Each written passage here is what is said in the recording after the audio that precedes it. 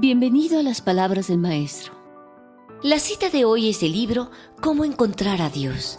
Transcripciones del Mahanta, libro 2. Por Harold Klemp. Alguien señaló hace mucho tiempo que cuando subimos por la escalera, dejamos la escalera atrás de nosotros para que los que vienen después también puedan hacer uso de ella.